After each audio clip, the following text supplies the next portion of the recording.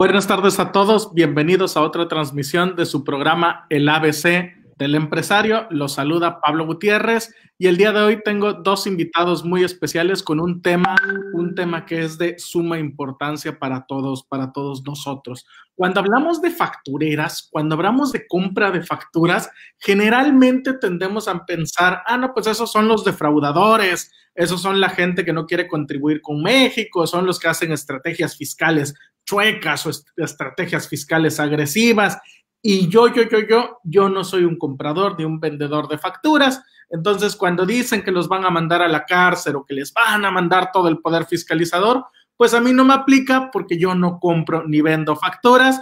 Yo soy un contribuyente que está tranquilo, que está feliz de la vida. Pero como lo he platicado en varios cursos y como lo he abordado en varias ocasiones, puede haber circunstancias, puede haber situaciones por las que un contribuyente que no es un comprador o un vendedor de facturas puede terminar considerado como tal, puede terminar considerándose incluso un vendedor, un comprador de facturas, con todo lo que eso conlleva. Entonces, esto no es exclusivo de algo, no es un tema exclusivo de aquellos que se dediquen a actividades ilícitas. También puede suceder con contribuyentes que ni la deben, ni la temen, ni han hecho nada. El día de hoy he invitado a dos especialistas que nos van a platicar este tema y aquellos casos, aquellas situaciones en las que un contribuyente, en las que un empresario puede ser considerado como un vendedor de facturas bajo el eslogan de todos somos factureros, que al final de esta charla les explicaré el porqué de esa situación. Entonces, el día de hoy me acompaña mi estimado José Javier Yorba Vidrio. ¿Cómo estamos, Javier? Buenas tardes, es un gusto tenerte aquí. Gracias, buenas tardes. Bien. Muchas gracias por invitarme. Gracias por aceptar la invitación a hablar de este tema. Y por supuesto también tenemos al maestro Uriel Rascón Vázquez. Mi estimado Rascón, bienvenido, buenas tardes. Gracias por aceptar la invitación. Muchas gracias, Pablo. Muchas gracias, te agradezco la invitación. Esperemos que todo tu público le quede claro el tema que vamos a tratar el día de hoy. Sí, claro, y que queden advertidos de los peligros y situaciones que pudiera dar o pudiera haber. Mi estimado Rascón, pues comenzamos contigo. En tu experiencia, en tu conceptualización, ¿puedes platicarnos qué son las factureras y para qué se ocupan? Bueno, muchas gracias. Antes que nada, hay que tomar en cuenta que dijeran por ahí, el deporte nacional en México es la venta de factura, ¿no? Obviamente se necesitan por lo regular tres partes: el que vende la factura, el que la compra y el intermediario. En este caso, el intermediario por lo regular siempre viene siendo el contador, ¿no? A veces tienes hasta los mismos clientes, tú los presentas, tú sabes que a lo mejor puede declarar mayor ingresos, el otro necesita meter pues gastos. Entonces, pues, bueno, ahí los presentas y hacen su negocio y todos somos felices. Ese sería desde el primer punto. El detalle es, no sé si me voy a adelantar mucho, es que a veces se puede llegar a abusar por esa parte de lo que es la venta de la factura, tomándolo la gente como si fuera una estrategia fiscal, y no tiene nada de estrategia fiscal. Expide las facturas en desfase de tiempos. Entonces, todos esos elementos pueden llevar a la autoridad a determinar que ese contribuyente está haciendo una expedición de facturas. Aun cuando él tenga personal y tenga activos, su misma forma de estar llevando, de estar operando, pudiera llevar a la autoridad a creer que está en una expedición de facturas. Ok, mi estimado, pues muchas gracias. Entonces, a partir de esto, te hago la pregunta, surge la pregunta, y te la reboto nuevamente, Javier. ¿Podría, ya que tú fuiste quien lo comentó, habría la posibilidad o pudiera llegar a suceder que un contribuyente sea considerado como vendedor de facturas sin que realmente lo sea? Sí, claro. Ya, hay muchos contribuyentes que hablan en retrospectiva. Hay muchos contribuyentes que no tienen ni un solo contrato con sus clientes. Simplemente le realizan actividades, simplemente trasladan su personal para que lleve a cabo un mantenimiento de mini split, un mantenimiento de instalaciones eléctricas, pero nada de eso lo documentan, nada de eso tienen realmente un contrato, el muestreo del servicio, tienen simplemente la factura y la transferencia del pago del servicio. Y esos a los criterios de hoy en día de la autoridad es simplemente un servicio de operaciones simuladas.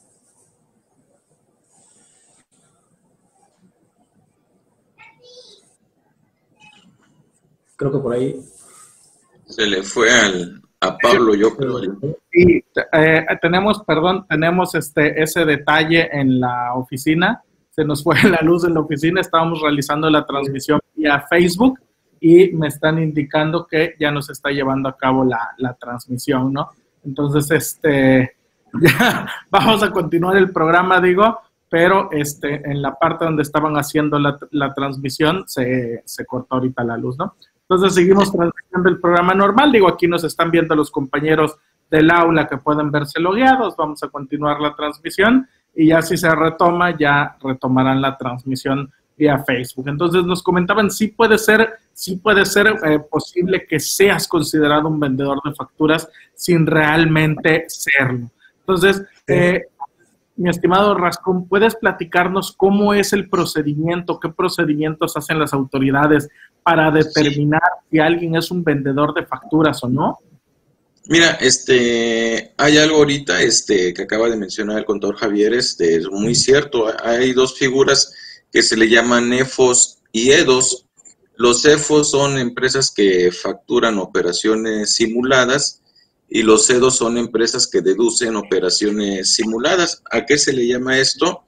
A que simplemente están simulando una operación y, como bien decía Javier, carecen de activo, carecen de personal, y entonces, ¿cómo es posible que a lo mejor me digas que me construiste una barda o algo? Porque pues hay de construcciones, hay de todo, y no tienes a nadie dado de alta ante el IMSS, ¿no? No tienes un CFDI de nómina. O sea, hay diferentes formas de cómo saber si tienes personal dado de alta o no, si tienes activo o no lo tienes. Entonces, esto es como que un primer punto para poder decir, pues esta persona se dedica a la compra de facturas o a la venta de facturas.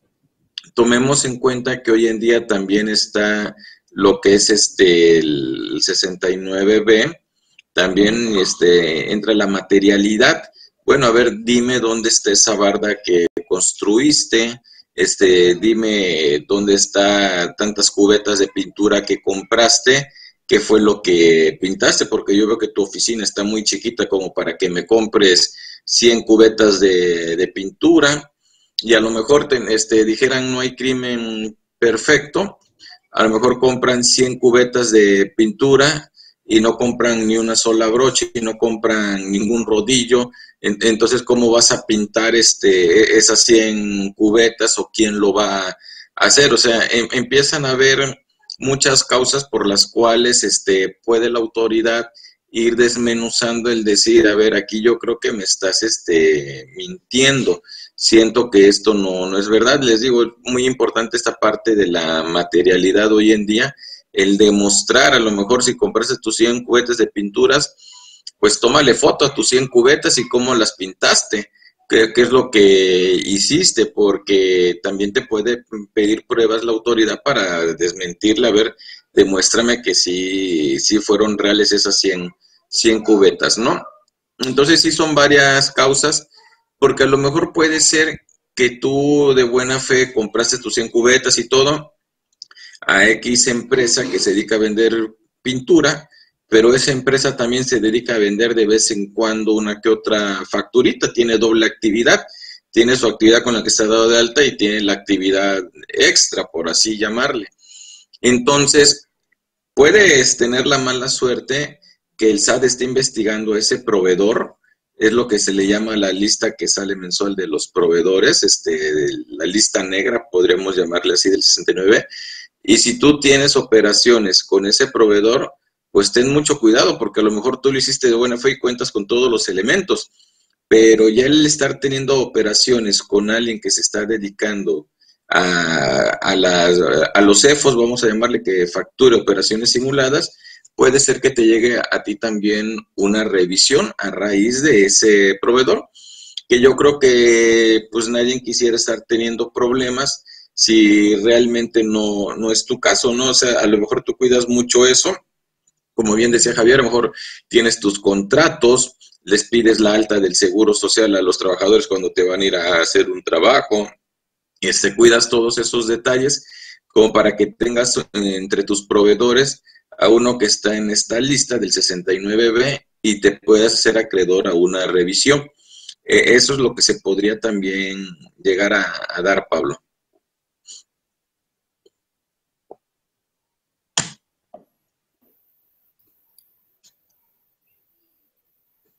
No te escuchas, Pablo. Apagué el micrófono, perdón. Ya entrando en materia y saliendo de los ejemplos que nos daba mi estimado Uriel, ¿cuál es el procedimiento concreto? ¿Puedes platicarnos el procedimiento concreto que siguen las autoridades para determinar que alguien es vendedor de facturas? Que digo, ya lo tenemos ahí presente, ¿no? Que es el artículo 69B del Código Fiscal de la Federación, que nos marca todo un procedimiento a seguir para determinar que alguien se dedica a la venta de facturas o, como código lo llama realmente, operaciones inexistentes. ¿Puedes platicarnos un poquito de ese procedimiento para todos los que nos ven?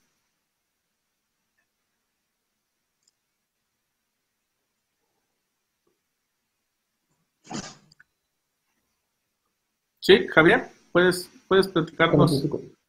A ver, ¿y ya se escucha mejor, sin eco? Sí, adelante, se escucha bien. Ok.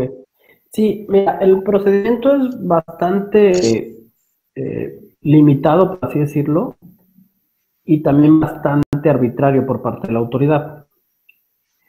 ¿Cómo inicia? De repente te encuentras en tu buzón tributario un aviso. Estás en el supuesto del 69. Y dices, ¿cómo? Pero, ¿qué hice? Lo abres y te empieza diciendo que de la búsqueda aquí, de los sistemas contables y de la información que tú enviaste en tu contabilidad, ellos detectaron que hiciste las siguientes operaciones. Y te dan todos los FDI que expediste en un año, en 2 años, o lo que la autoridad considere que no pudiste cubrir. Me ha tocado ver inclusive CFDI de pagos de nómina, donde te dicen, también simulaste el pago de nómina a tu personal. Cosa que no está correcta, pero te lo envío. Y ahí es donde empiezas a checar por qué la autoridad cree o presume que hiciste operaciones simuladas.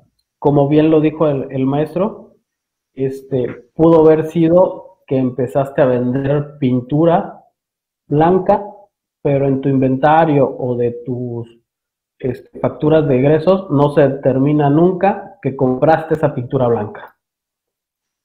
Entonces, ya empezando a ver la autoridad, empieza a hacer esos cruces, o también te dice, ¿sabes qué? Dijiste que mandaste 500 albañiles a hacer un edificio en México, pero tienes dados de alta 100 trabajadores nada más.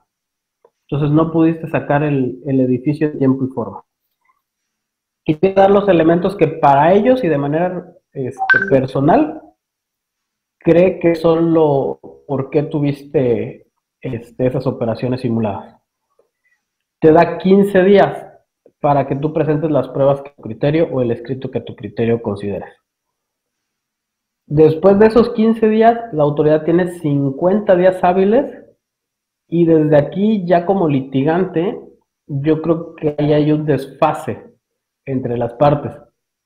Porque a ti nada más te dan 15 días hábiles para demostrar tu inocencia, y así es la palabra, demostrar tu inocencia, porque ya estás siendo culpable, y a la autoridad le dan 50 días, más del triple de tiempo para determinar que lo que presentaste no demuestra tu inocencia.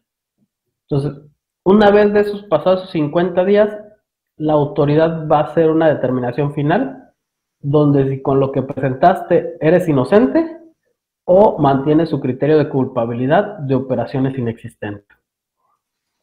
Ese es como tal el procedimiento. Obviamente después de esa resolución final, pues ya te puedes ir a los medios de defensa. Pero digamos que eso ya sería otro tema a tratar. El tema del 69 tiene básicamente tres partes en la manera práctica. Cuando te dicen que estás en el supuesto, cuando presentas la documentación comprobatoria de por qué no lo estás y la determinación de la autoridad. Ok, perfecto. Y ese procedimiento pudiera facilitar que un empresario que fuera considerado alguien que hace operaciones inexistentes, aunque ello no sea correcto. Sí, claro. Definitivamente. Como te comento, al final, al principio que la autoridad ya te tiene en el supuesto del 69B, la autoridad no tiene más que mantener su criterio. Tú bien lo decías en una entrevista, no hay principio de presunción de inocencia para el contribuyente. Entonces, desde que estás en el supuesto ya eres culpable. Y si no aportas lo que a criterio de la autoridad es suficiente para acreditar la inocencia, va a mantener su criterio de culpabilidad. O sea, no hay un estándar establecido. Un ejemplo. Si tú tienes 50 millones de ingresos al año, no hay un estándar que te diga, para esos 50 millones tienes que tener 200 trabajadores. ¿Sí? Es a criterio de la autoridad decir, ¿sabes qué? Tuviste 200 trabajadores, pero esos 200 trabajadores no te pudieron llevar a ganar 50 millones de pesos al año. Cuando a lo mejor sabemos una comercializadora puede tener 5 trabajadores, un gerente general 4 vendedores y puede ganar 200 millones o 300 millones en venta. Claro, depende mucho el giro de las empresas, ¿no? Por supuesto. Exactamente. Y la autoridad simplemente dice, a mi criterio no cumples. Es más, he visto situaciones tan absurdas como decir, pagaste 30,000 pesos de impuestos sobre la renta, retenido a tus trabajadores, pero con eso para mí no cumple porque pagaste poco impuesto. Sí, te compartí por ahí Ahorita vamos a ahondar en ese tipo de casos. Mi estimado Uriel, oye, ¿tú qué consideras qué consideras que debe de tener un empresario para demostrar que hace operaciones reales? ¿Con qué elementos debe de contar para que no lo consideren un vendedor de facturas? Ok, gracias Pablo. Mira, es muy importante, como decía hace rato Javier, los contratos. Tener el contrato con el proveedor o a su vez si tú eres el proveedor con tus clientes también, ¿no? Viceversa. Esa parte muchas veces el empresario no le presta gran atención y no nada más es para que te protejas tú ya nada más con el proveedor, con el cliente, sino ante la autoridad, el demostrar ante contrato que estás haciendo, bueno, para qué lo vas a ocupar, buena fe, periodos, o sea, son muchos datos que podríamos meter ahí que pues, realmente se requiere la parte del abogado.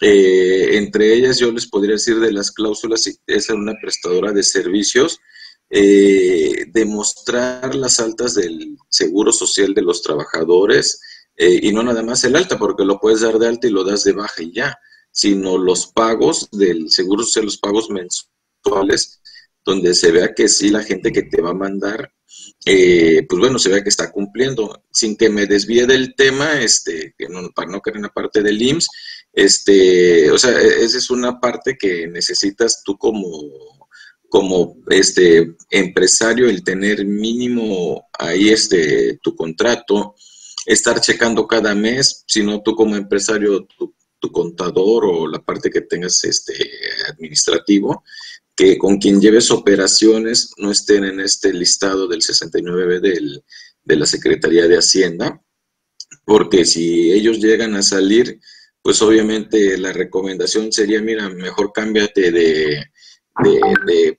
proveedor, porque te puede dar ciertos dolores de cabeza, ¿no? A lo mejor podríamos entrar aquí en esta parte todavía hasta lo que es la famosa razón de negocios. Tú tendrías que demostrar, oye, sí, mira, él estará a lo mejor en el listado de los que pueden ser, que venden facturas, pero yo voy a demostrar con esa razón de negocios por qué le estoy comprando a él. A lo mejor es el único que tiene esa materia prima, a lo mejor es el único que el servicio me trae la mercancía hasta la puerta de la casa y yo no tengo equipo de transporte. O sea, tendríamos que demostrar el por qué estar llevando operaciones con esa persona en riesgo de que ya sabemos que nos puede llegar a nosotros una revisión porque aparece en el listado. Eso sería algo muy básico. Que se... ¿Perdón? ¿Perdón? Hasta un bloqueo de CFDI, hasta unos bloqueos de CFDI. Ajá. Sí, claro, o sea, vaya que no nos puede hacer la autoridad, ¿no? O sea, imagínense con toda esa parte, yo creo que la más barata sería que te diga que tu factura de X miles de pesos o de millones, pues no es deducible porque pues es apócrifa, por así llamarle, que hoy en día ya está muy cañón, hasta ese tema ya ni se escucha, pero refiriéndome a la parte de que es alguien que se dedica a la facturación de operaciones simuladas, no porque venda ya la factura impresa, eso ya no existe, pero nos podría llegar a eso, como decía Javier, cancelarnos el timbrado, congelarnos las cuentas bancarias, o sea, ¿qué no puede hacer la autoridad para obligarnos a que pues le hagamos caso, ¿no? Entonces, sí hay que tener mucho cuidado como empresario con quienes estás llevando, pues bueno, tus operaciones.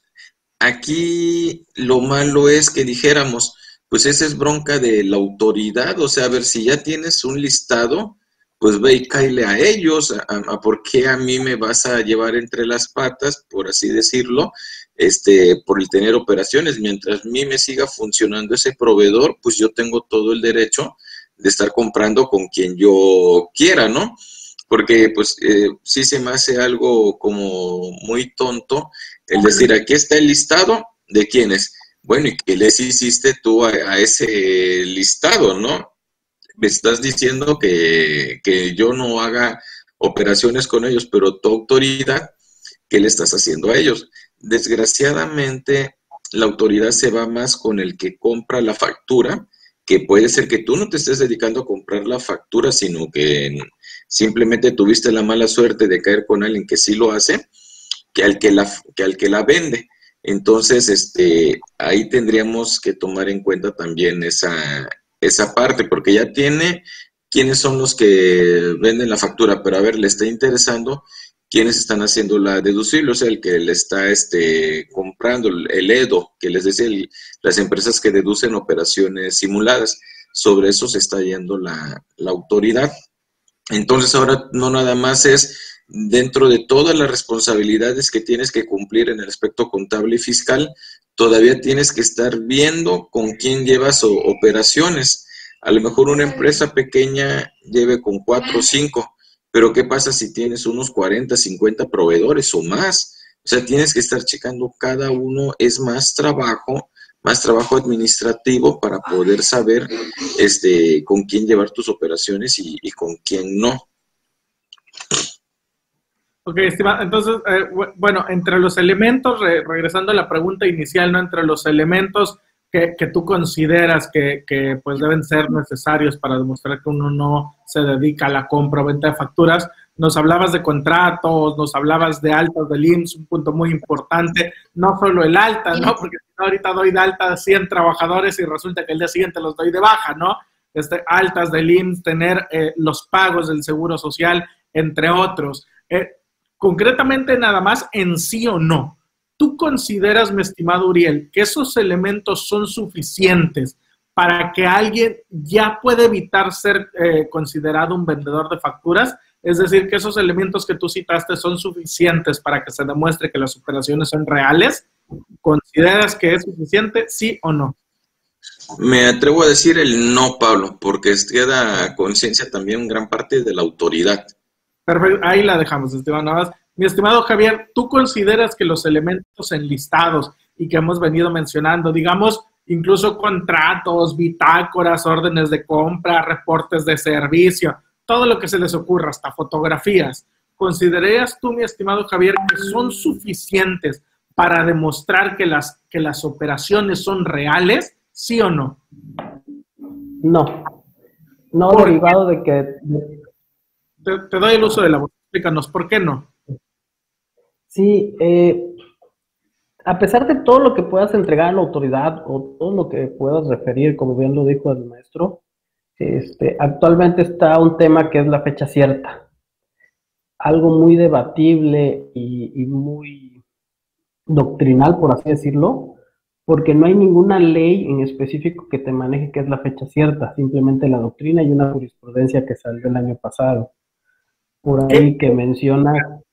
¿Puedes recordar qué es la fecha cierta? Sí, Pablo, de hecho, a eso iba.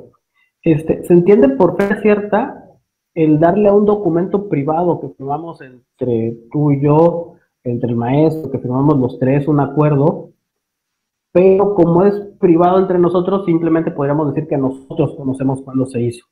Entonces, por ahí la jurisprudencia dice, bueno, también para que se tenga certeza de un tercero, sepa cuándo se hizo, vamos a checar 3 escenarios. El primero, que obviamente se haya hecho una ratificación ante el notario público, que le dé fe de que ustedes fueron y se comprometieron a ese contrato en cierta fecha, derivado de que el notario tiene fe pública. Un escenario más escabroso, como es que una de las partes muera, pues obviamente si falleciste, se supone que el documento estuvo firmado con anterioridad. Y el tercero, que es el más ambiguo de todos, que te dice aquel elemento o aquella situación donde se entienda por facultad de un funcionario que ese documento existió antes de la presentación ante la autoridad. En resumidas cuentas, podríamos decir una copia certificada. Y después de conocer estos 3 elementos, la fecha cierta es tener en concreto para nosotros que lo firmamos y para los terceros que los vayan a revisar, la seguridad de cuándo y en qué día se firmó dicho documento, o más bien existió dicho documento. Porque lo pudimos ver firmado el 4 de agosto, pero lo ratificamos ante notario el 6 de agosto. Entonces ya le damos esa certeza de cuándo existió, cuándo empieza a correr todos los efectos jurídicos del documento que nosotros firmamos. Como les decía, es un tema doctrinal, realmente no hay ninguna ley que te lo explique, simplemente una jurisprudencia y la doctrina es la que está dando a hablar de esta fecha cierta. Una vez que le entregas esta fecha cierta, la autoridad te va a decir que para efectos fiscales a lo mejor no cumple los requisitos, aunque en todo lo demás se puede hacer el cumplimiento. Regreso al punto, la autoridad es la que te pone la pauta y la que te dice qué le sirve. Pero es como cuando te peleas con tu novia, o en tu caso, Pablo, tu esposa. ¿Estás enojada? No. Ah, bueno, es que sí estaba enojada, pero no seguiste preguntando. Dime dónde estás enojada, ¿no? O sea, ¿qué necesitas para contentarte? Así es la autoridad. Oye, ¿con esto cumplo? No sé, ahí déjalo, ya te aviso. Y luego te dice, Está invocando a Satanás, Javier. ¿cómo, perdón? Está invocando a Satanás con eso. Sí. Eso está invocado. Y luego encima de todo te dicen que son insuficientes, ¿no? Entonces, teniendo este elemento de la fecha cierta, podríamos llegar a la conclusión y podríamos hasta decir, ¿no? Que no importa qué documentos tengas, no importa si tienes tu contabilidad, no importa si tienes órdenes de compra, no importa lo que tengas, te pueden decir que son documentos privados y que no surten efectos fiscales y que por lo tanto no acreditan la veracidad de la operación. Y les comparto un caso que me sucedió, se los comparto a ambos brevemente. En una ocasión me tocó que era un contrato de mutuo, era un préstamo, la autoridad decía que era un ingreso, nosotros defendíamos que era un contrato de préstamo, estaba el contrato, estaba protocolizado, lo mejor de todo es que estaba pasado ante fedatario público. y resulta que ni siquiera era la operación del préstamo, ya eran los pagos que se hicieron del préstamo en el control de pagos. Resulta que la persona que estaba pagando el préstamo se atrasó un mes no lo pagó y al siguiente mes pagó 2 meses juntos, el atrasado y ese. Pues resulta que la autoridad dijo que ese contrato no podía probar que la operación era real porque no se habían cumplido las cláusulas del contrato. Y como el contrato lo tenían que pagar de manera mensual el préstamo y se atrasaron un mes, ya eso era suficiente para que el contrato no surtiera efectos y no se pudiera probar que esa era una operación de préstamo. Y válgame Dios, como ven ustedes, o sea, ya las autoridades metiéndose hasta en si cumplo o no lo pactado. O sea, eso no tiene nada que ver con la realidad de la operación, con la sustancia económica, con la realidad jurídica de la operación. ¿Cómo ven el ejemplo? Es que, vaya, dijeras tú, ¿no? Eso ya no debería de importar como quien dice a la autoridad, ¿no? Pero, pues bueno, es papá gobierno, desafortunadamente, no es lo mismo estar de este lado a estar del otro lado. Ahorita con el ejemplo que ponía Javier, Pablo, me venía a mí la mente con toda esa pregunta. Dices, bueno, ya con todo esto, pues no le podemos decir nunca al empresario, ya con esto eres intocable, ¿no? Yo creo que es como un método anticonceptivo, ¿no? 99% seguro que no tengas problemas, pero ese 1%, pues ya por ahí te pueden caer, o sea, pero te digo porque hay empresas que te aseguran que, pues no, que no vas a tener ningún problema, cómprame la factura, yo te garantizo que, pues vaya, no te van a tocar, etcétera. Pues bueno, hoy en día yo creo que está muy cañón poder garantizar algo así y sobre todo el que se cree esa parte, ¿no? Porque después, ajá, sí, pues tú me dijiste, pues sí, te dije, pero pues ya ni modo, ¿no? El que teníamos ahí de amigo ya no está otro y pues ya, defiéndete como puedas, ¿no? Entonces, sí es algo preocupante.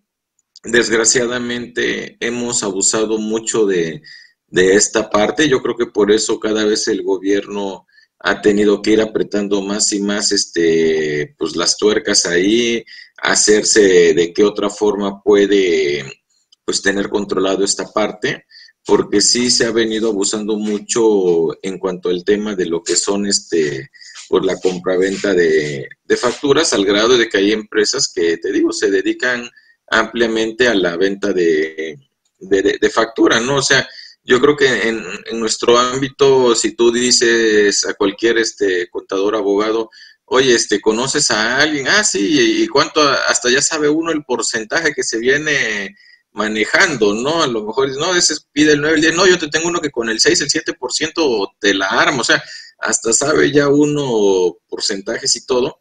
Entonces, sí se ha venido, yo digo, abusando en esta parte, pues hoy en día ya es un poco más difícil con toda la parte de la contabilidad electrónica.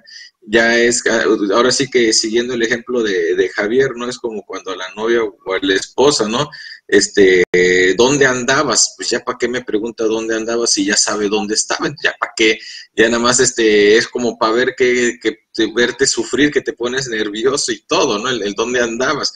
O sea, ya la autoridad ya sabe cuánto ganas, cuánto gastas, o sea, ya sabe todo de ti, ya nada más quiere ver qué tanto le quieres mentir. Y dentro de ellos puede ser que te detecte estas operaciones. ¿Por qué? Por simplemente el cruce del RFC con los que ya tienen su listado. Pues dime, a ver, el patito SADCB, pues se dice que se dedica a vender facturas, a ver quiénes son sus clientes, a lo mejor los que le están comprando, los últimos, los más frecuentes, y a su vez ver quiénes no tienen pues la parte de la de alta de trabajadores. Vaya, yo creo que hoy en día con la tecnología ya es muy fácil que ya la autoridad pueda tener esas armas. Ok, estimado, gracias por tu comentario. Javier, te quiero plantear un caso práctico para que nos ilustres y nos comentes. Pongamos el siguiente ejemplo, ¿no? Yo contrato un proveedor para que no sé, haga pintura, haga alguna remodelación, me preste cualquier servicio, me instale los climas, los aires acondicionados, que acá en Veracruz hace muchísimo calor, me instale los aires acondicionados. y resulta que 3 años después la autoridad me hace una auditoría, esperemos que no, me hace una auditoría la autoridad y va al domicilio del proveedor a verificar si ese proveedor es real, pero resulta que ya no lo encuentra, que el proveedor se cambió de domicilio hace 2 años o el negocio ya no le funcionó o se fue a los Estados Unidos a hacer negocios allá y se olvidó de su domicilio en México. ¿Puedo yo ser considerado un vendedor de facturas porque mi proveedor ya se fue o desatendió su domicilio? ¿Puedo ser considerado un vendedor de facturas? Más bien te van a considerar un comprador de facturas. A la persona que se fue del domicilio, esa es la persona que van a considerar vendedor de facturas. Y en una auditoría, ¿me pueden rechazar esa factura por decir que mi proveedor es de facturas? Sí, recordemos que el artículo 69 del Código Fiscal de la Federación, entre los supuestos viene el estar no localizado. Entonces, al momento que la autoridad no te localiza, para efectos de presunción, se entiende que hiciste operaciones inexistentes. Lamentablemente en México, las pymes quiebran a partir de los 3 años. 3, 4 años, una pyme que no se estructura bien, que no hace un modelo de negocios adecuado a futuro, tiende a quebrar. Digo lamentablemente porque es un tiempo muy corto para que el emprendedor pueda recuperar la inversión o hacer crecer su negocio. ¿Y qué pasa? Normalmente por el enojo, por el desconocimiento, por muchas razones, simplemente baja la cortina, nunca se da de baja ante el RFC o nunca suspende actividades y se va. Se puede ir a otro estado, puede crear otra empresa, infinidad de situaciones y simplemente la deja olvidada. La autoridad acude en una compulsa de tu revisión directa, que dirías tú, esperemos que no pase, y no lo localiza. El primer supuesto de la autoridad es, esa operación fue inexistente. Así le entregues todos los elementos que platicamos y hasta el ramo de rosas, te va a decir, como no lo localicé y no pude compulsar la operación, para mí es una operación inexistente y por lo tanto no causa efectos fiscales. Y sí, en efectos prácticos te puede considerar un comprador de facturas, porque el 69 en uno de sus supuestos dice una empresa no localizada. Que es lo que a veces toman de parámetro también, ¿no? Para rechazarte, sobre todo para el rechazo de deducciones. Hace rato Uriel decía algo, es que generalmente van sobre el que la compró, no sobre el que la vendió.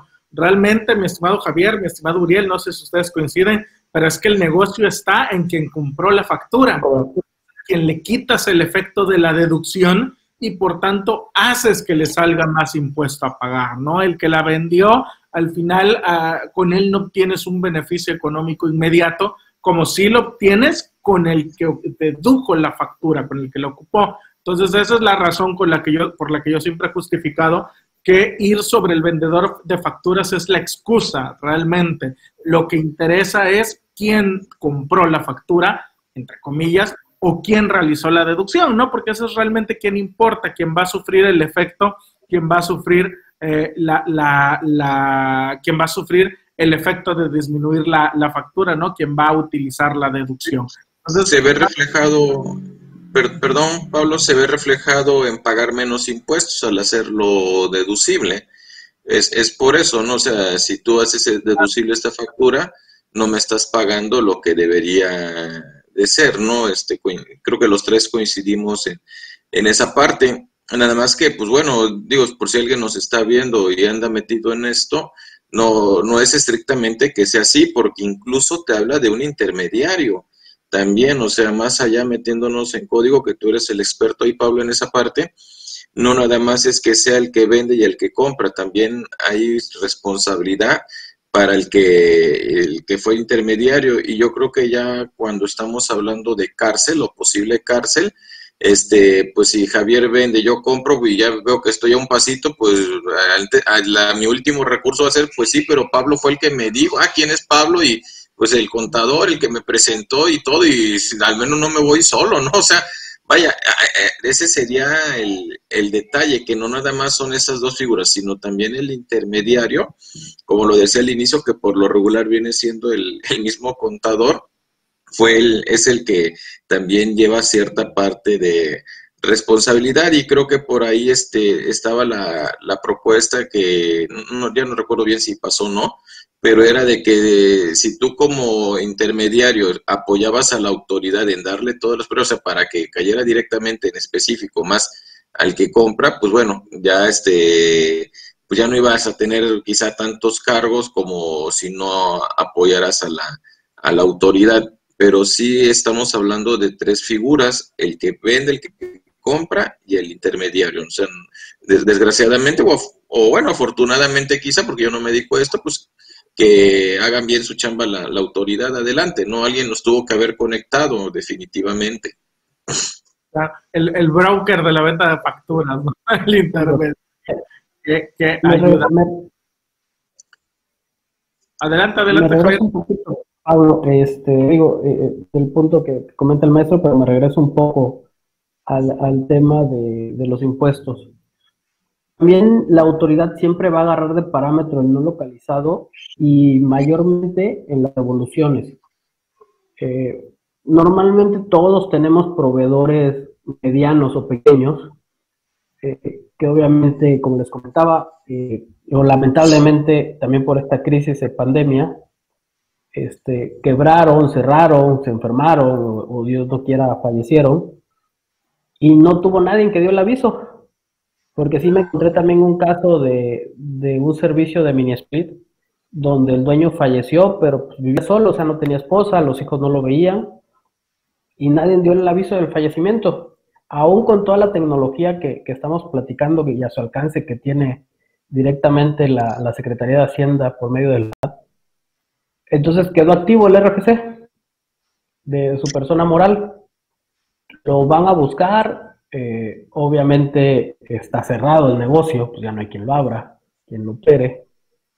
Y la autoridad dice que como no localizó al tal proveedor, que era una factura creo que de 50,000 pesos y para el volumen que estamos hablando de devolución era mínima, con eso negó toda la devolución.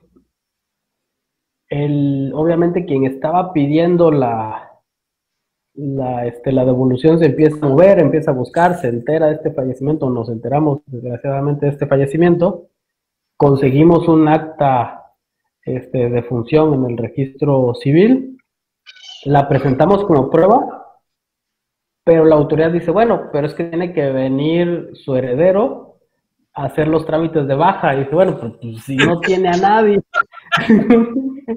si no tiene a nadie. Y hoy en día, ante esa negativa, estamos en los tribunales, ¿eh? O sea, vamos, estamos en imposibilidad. A ese grado, y sobre todo en devoluciones. Hay que hacer una sesión espiritista para que venga y haga la compulsa y diga que se hizo la operación, ¿no? Sí, o sea, ese no localizado, sobre todo en proveedores pequeños, la autoridad lo está agarrando para no hacer devoluciones. O sea, con una sola persona. Y tendré que rechazártela sobre esa factura, no sobre toda la devolución. Rechaza toda la devolución. No, digo, sí. Que quitara la factura y recalcular el efecto, ¿no? No te voy a rechazar toda la devolución porque ahí sí nada más va una que yo considero que no es y todas las demás sí son deducibles, pero te rechazo todas de golpe. Qué conveniente. No, digo, al final ha sido política de este gobierno en concreto el rechazar mucho el tema de las devoluciones, ¿no? Hasta el gobierno anterior, y no es que sea yo pianista ni nada, pero hasta el gobierno anterior sí había complicaciones en las devoluciones, pero no había tantas ni tan notorias como las que estamos viviendo hoy en día, ¿no? Para ilustrarlo, digo, creo que el caso más relevante, así que tengo mi estimado Javier y mi estimado Uriel, es uno donde el contribuyente le están pidiendo que ya para terminar la devolución, ya condenado y todo, le están pidiendo que acredite personalidad de una persona moral, le piden al representante legal que acredite personalidad porque si no, no pueden continuar el trámite. Y vamos, se presenta con Fiel, es el mismo cuate que tramitó la Fiel, que promovió los juicios, que ganó todas las instancias, es la misma persona y ahorita le están diciendo, no, pero vuélveme a acreditar personalidad porque yo considero que no tienes. Oye, yo fui el que te promovió la devolución. Ah, sí, pero ahorita de repente revisé y como que no me había dado cuenta que no sé si tienes personalidad o no. Y cualquier excusa se está inventando concretamente este gobierno para rechazar el tema de las devoluciones, que sí era algo que pasaba, pero no tan fuerte o no tan descarado, ¿no? En ese sentido, mi estimado Javier, ¿te ha tocado que las autoridades te digan o te manejen el argumento de que tú les aportes pruebas y te digan que son insuficientes? Y cito, me tocó defender un caso, por ejemplo, de una empresa que tenía inmuebles, tenía edificios, tenía registros de marcas, tenía como 20 trabajadores administrativos, tenía, no sé, como 60 trabajadores operativos, tenía como 1 millón de mobiliario y equipo, como 1,5 millones de equipo de transporte, y la autoridad le dijo que sí tenía los elementos, sí tenía capacidad material, infraestructura, personal, y activos para prestar los servicios, pero que a su juicio eran insuficientes. Y por ser insuficientes, entonces se trataba de una operación inexistente o que no se había acreditado la materialidad de la operación, ¿no? Y de hecho es un contribuyente que tuvieron, un empresario que tuvieron como 69. ¿Has tenido un caso así, mi estimado Javier? Sí, claro. De hecho, tengo en defensa un caso similar. Tiene nómina anual arriba de 2 millones de pesos. Tiene mobiliario igual y equipo de oficina por 200,000, 300,000 pesos. Inclusive tiene utilidades, pagos de impuestos, retenciones de ICR a pagar. Y es donde viene la famosa frase que te compartí por ahí, la parte del escrito. Obviamente por política no te puedo compartir todo. Pero te compartí el de, bueno, si bien es cierto, retuviste y enteraste impuestos, lo cierto es que fueron poquitos, y como fueron poquitos, para mí no tenías personal suficiente para llevar a cabo las actividades. O sea, ahora la autoridad va a decir cuánto tengo que pagar para que ellos consideren que mis trabajadores estén bien pagados y puedan realizar las actividades. Inclusive en el mismo escrito me dice, bueno, el activo es por esto y esto y esto. Y le digo, bueno, aquí están los activos, sí, pero son insuficientes que tengas 3 carros, es insuficiente que en su momento tuviste 2 camionetas, escritorio, oficina establecida, porque pues no lo pudiste hacer. O sea, es lo que comentaba contigo. Te dice, conténtame, pero no te dice si quiere bombones, rosas o chocolates. Claro, definitivamente. Y ahorita que platicas de eso, en efecto, ¿no? Te dicen, no, es que son insuficientes y no te dicen ni por qué, ni cómo, ni qué sería suficiente. Y además es un cálculo absurdo, ¿no? Digo, porque un abogado podría cobrar, no sé, recuperar un adeudo de 1 millón de pesos, cobrar, o de 10 millones de pesos, pongámosle, cobrar el 30% y embolsarse 3 millones de pesos él solito y solo con su computadora, internet. Es más, si vive en casa de sus papás, no ocupa ni la computadora ni el internet porque eso lo pagan los papás, ¿no? Entonces, no necesitan ni herramientas para haber generado 3 millones de pesos, ¿no? Entonces, es totalmente efectivo. Parece una risa que las autoridades ahora se estén metiendo en esto y que te digan, no, es que sí tienes personal, pero a mi juicio es insuficiente, ¿no? Ya es algo absurdo. Pero está sucediendo, ¿no? O te estiman el número de trabajadores que debes tener para dar el servicio. Ahorita la autoridad existe en actividades económicas para saber cuántas posiciones laborales deberían existir. Me gustaría ver tu caso o el caso que platicas. Yo en lo personal, no sé, mi estimado Javier, mi estimado Uriel, si lo compartan, yo nunca he visto que haga una estimación. Solo te dice, son suficientes y punto. Pero nunca te estima cuántos deberían ser, en lo que yo he visto. Pues mira, sería fantástico que te hicieran la estimación, por lo menos para tener los parámetros. Digo, esto pasa en el IMSS cuando haces obra. Ellos sí te estiman y te dicen más o menos cuánto mano de obra vas a tener. Se ve mucho en las carreteras, y me preguntaba alguna vez una persona de por qué tenían parado a los famosos banderines, de que nada más tienen a la persona haciendo señas con el banderín. Una es por seguridad y otra porque necesitas tener personal. Y vamos, si no puedes tenerlo en obra porque es una persona que no está acostumbrada a trabajos de obra, pues lo pones en el banderín.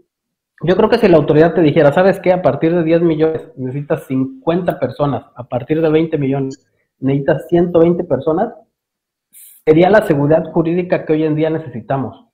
Porque como bien dices, Pablo, a lo mejor yo voy a ganar un asunto de 5 millones de pesos de un crédito fiscal, que vamos, es nada hoy en día con los créditos que están poniendo, y por eso a lo mejor me van a pagar 1 millón de pesos. Y soy yo solo.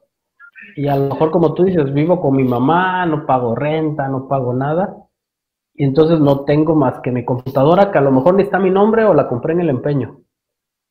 Y me va a decir la autoridad, oye, es que no tienes activos, oye, es que no tienes nada. Pues sí, pero tengo mi cerebro para realizar las actividades.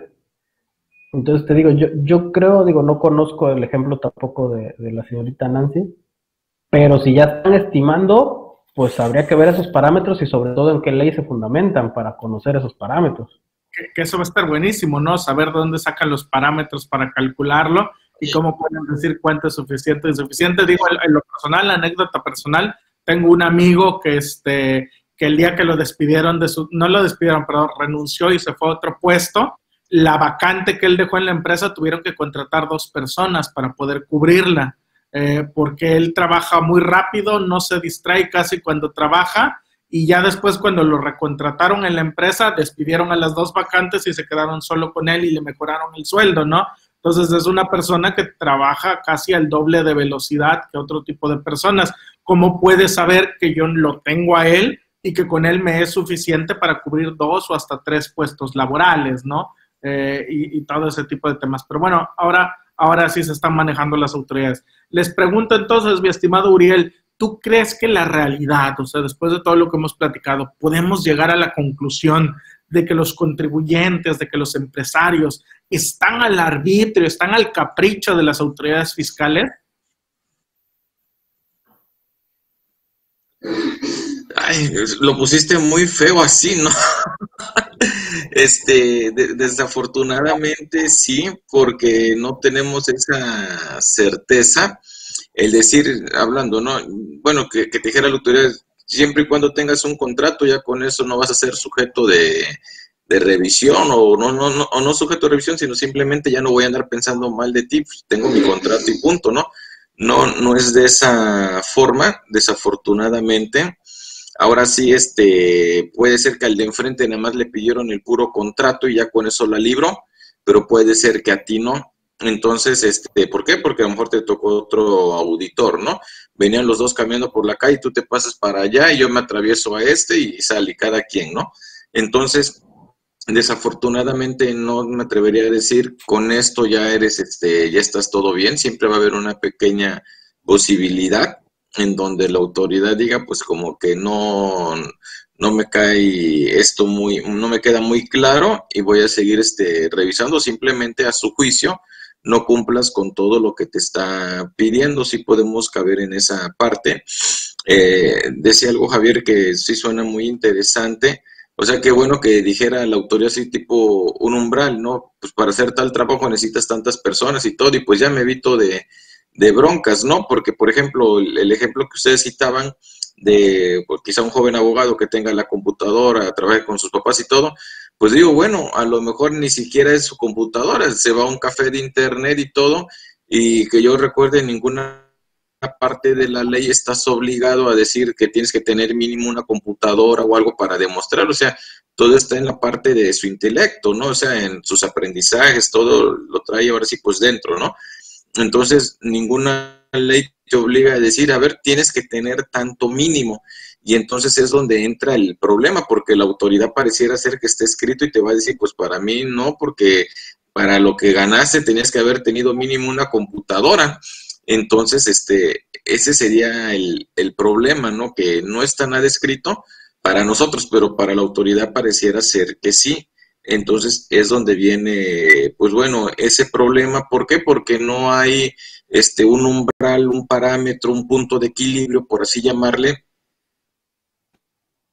en donde dijéramos, dentro del rango, y ya con eso ya estoy más tranquilo, ¿no? O sea, estás a expensas realmente. Ok, mi estimado Javier, en esos términos tan feos, ¿no?, que manejé y que dice mi estimado Uriel, que no lo diga tan brusco, pero ¿tú igual consideras que la realidad es que estamos al arbitrio, estamos al capricho de las autoridades fiscales? Sí, digo, y mejor que se escuche feo, porque bueno, al final estos foros o esta plática es para que entendamos qué está pasando hoy en día. Maquillar la situación, yo creo que también es maquillar el escenario que pasa. ¿Estamos al arbitrio de la autoridad? Sí. ¿Tenemos medios de defensa para impugnar esos arbitrios de la autoridad? También. La situación es que, como venimos comentando, nosotros no tenemos seguridad de nada.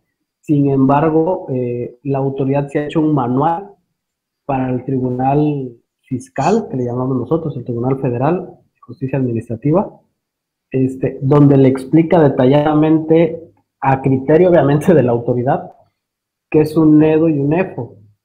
Entonces, ya desde ahí también los magistrados como que tienen una carga también por este tipo de situaciones, y lo peor es que la autoridad hoy en día no te rechaza por otro motivo que no sea o compraste o vendiste factura.